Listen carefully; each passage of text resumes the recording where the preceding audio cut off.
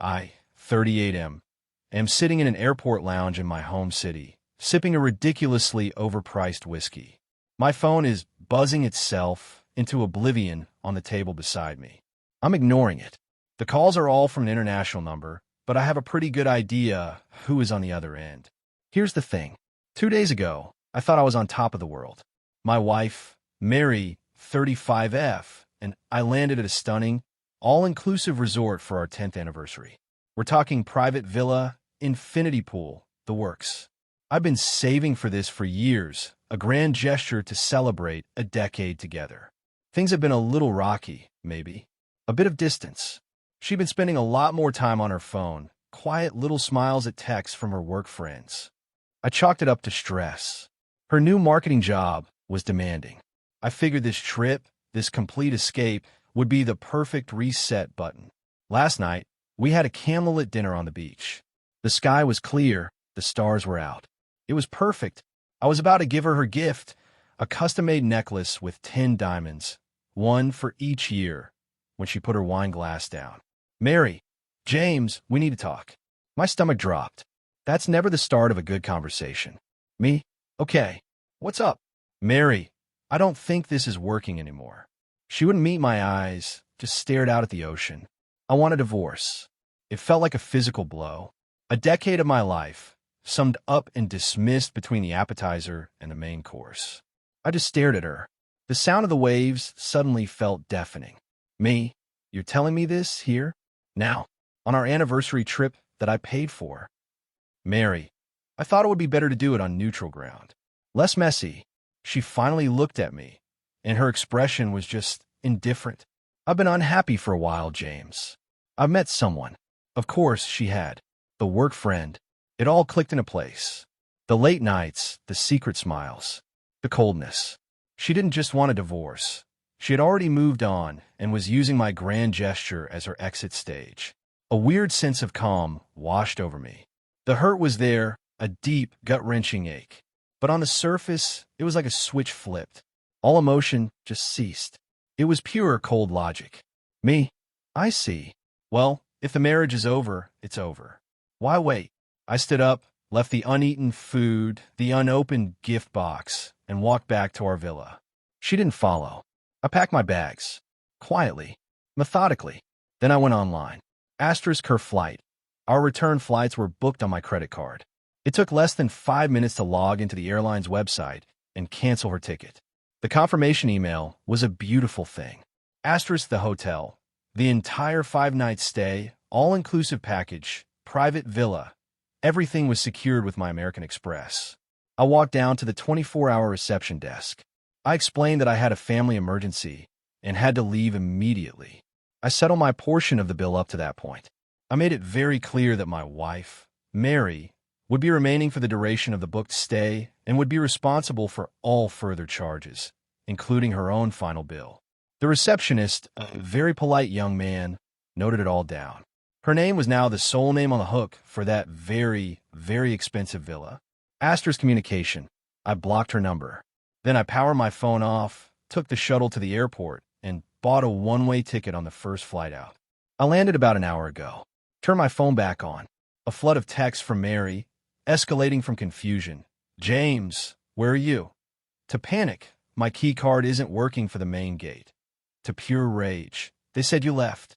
You canceled my flight. James! And then the call started. From that international number. I'm letting them go to voicemail. The latest one, which I did listen to, was from a man with a stern voice identifying himself as hotel security. He informed me that a Ms. Mary Benson was being detained in their office regarding a significant unpaid balance, and that she had listed me as her emergency contact.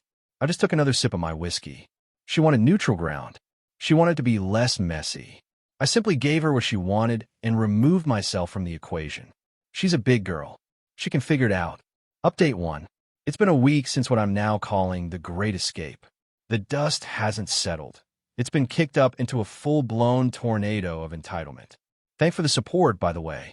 It's strangely comforting to know I'm not crazy for reacting the way I did. The resort's head of security, Marcus, eventually got a hold of me.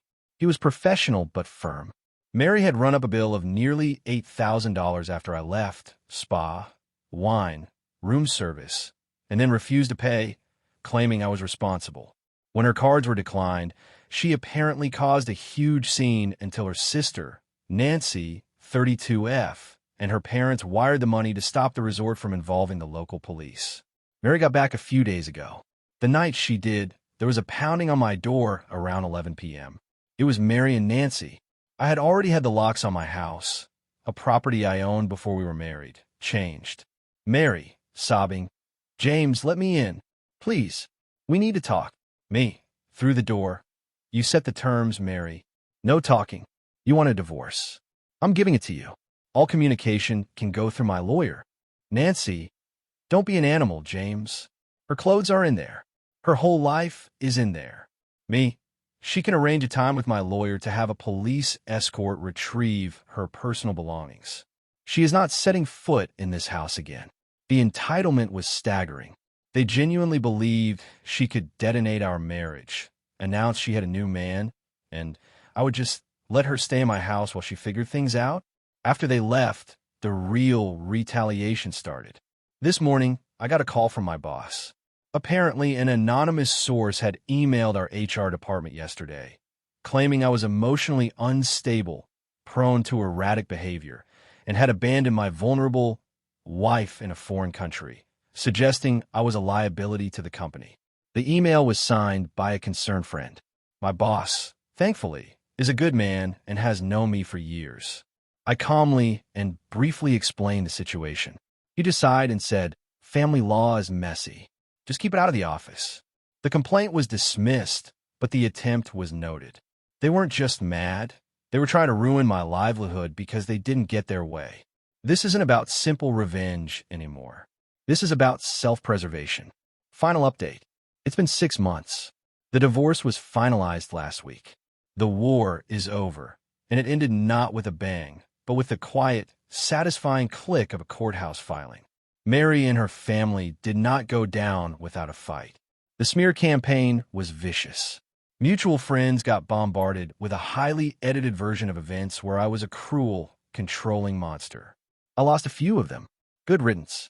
Her lawyer was just as aggressive as Nancy. They came at me demanding exorbitant spousal support, half the value of my house, and compensation for emotional trauma and endangerment. My lawyer, a stoic woman named Ms. Albright, was a shark. She systematically dismantled their case. Asterisk the house. We provided the prenuptial deed.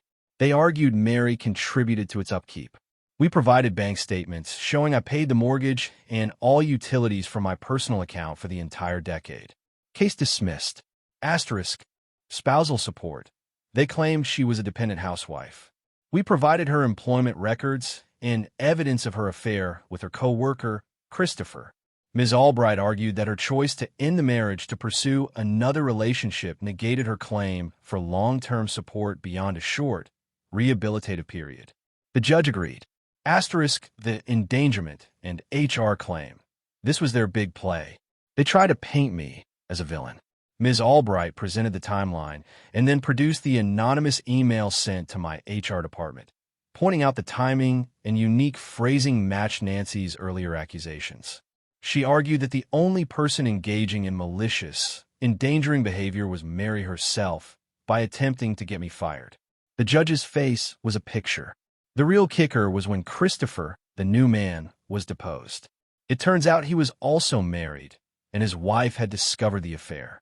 He was in his own messy divorce, had no interest in supporting Mary financially, and admitted under oath that Mary had told him she was handling her divorce and that her husband would make sure she was comfortable afterward. She had planned to have her affair, get a divorce, and have me fund her new life.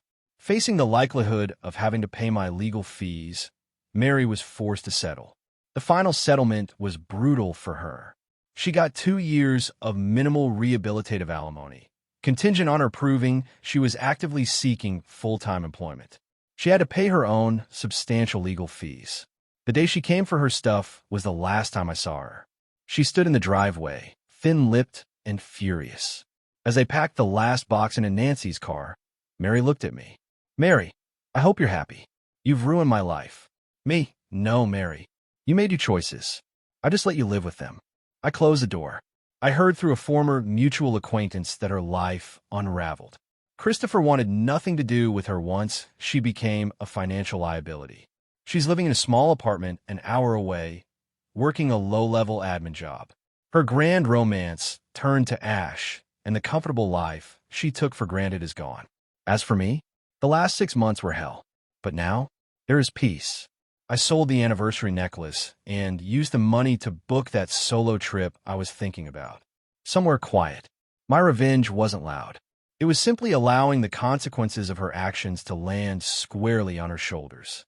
She wanted a new life, and I made sure the one she had with me was well and truly over. And honestly, this time, the empty space beside me on the plane will feel less like a loss and more like freedom.